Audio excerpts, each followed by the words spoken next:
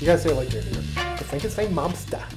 This is really out of the left field. It was actually inspired by the pun of Frankenstein Mobster. You know, I came up with that. And it's like Mark and I were talking about Oblong Cassidy tonight, you know. We just come up with those weird names, and he did a wonderful one called Nat King Kong. It was great.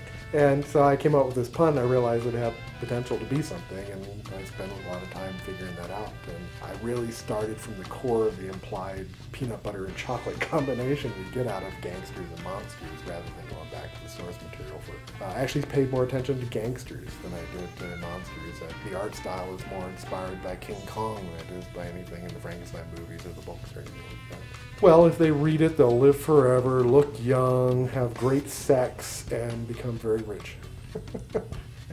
And they might actually enjoy the book. It's you know, it's got humor in it. It's got serious stuff in it. I enjoy it.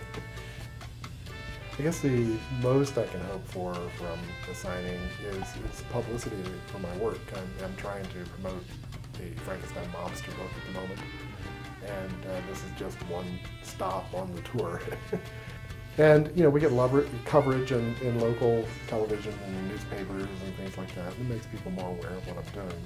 The icing on the cake is people coming to the actual event and getting a chance to talk with them. Most people who have talent showing me portfolios at that point generally don't have any sense of how good they are. They usually think they're either perfect and don't need any help, or they think that they're horrible yet and couldn't possibly do anything with it. A lot of the times they don't understand how to take the steps between where they are and where they need to be to make a living at it, or to get an education and hone their talents. So I try to give them pointers on that.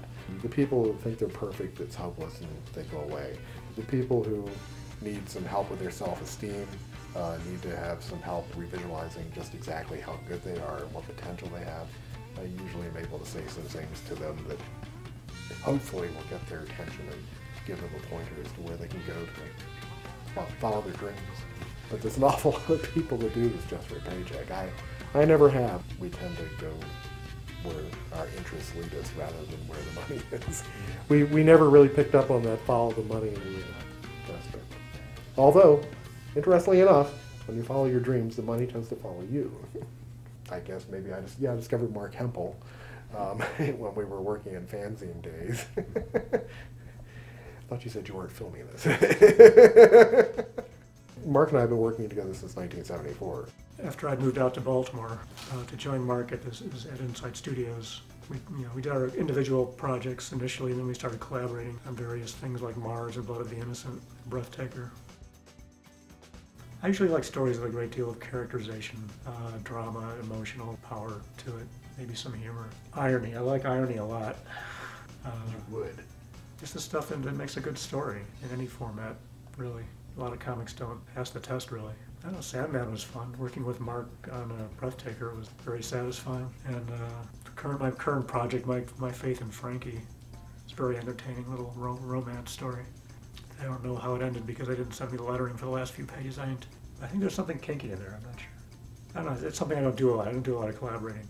But I'm just happy when it turns out to be something that I'm personally interested in. I don't consider myself a mainstream artist, but... I object. Well, I mean, in terms of more mainstream than the comic. Here's where we get into the problems of defining what mainstream means, which... Well, you're not the mainstream comic market guy, No. but you're definitely mainstream. you're far more accessible to the average person on the Well, street. that's than the argument I average always person in make. comic shops. Well, it's true. I mean, in terms of how comic artists perceive mainstream, I'm not mainstream at all. But the average person off the street would probably think my stuff is much more mainstream than... You're New Yorker a lot material, more you're popular. Mad Magazine material. Okay.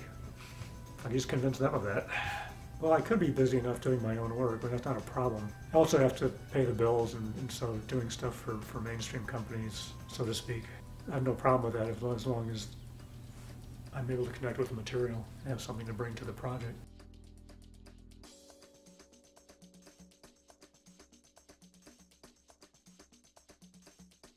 Naked Brain has no continuity at all. It's just a bunch of little funny things, all kind of stuffed into a comic book miniseries. Little one-off gags and strips, stuff like that. Short attention span stuff. 'Cause I'm very comfortable working in a short comics format, whereas Mark likes to write and draw epics. Sometimes the shorter the better. One picture is fine for me. 1 to 4 panels, 9 panels. And I'm not natural doing the short stuff. It takes me forever. I have to write this really long thing and then edit it down, whereas Mark goes, oh, yes, okay, I'm done. Also, physically, I am shorter than Mark. So it just stands to reason, I guess. I think somebody off the street would kind of see it as a whole anyway. I think they'd either just be entertained or not be entertained. And I would hope they'd be entertained by it, get a laugh out of it. I'm Mark Wheatley, and I'm a storyteller. I'm Mark Hempel, I'm a cartoonist. Now, I guess storyteller fits Mark pretty well. Yeah, depends how you define story, but I think cartoonist fits you really well.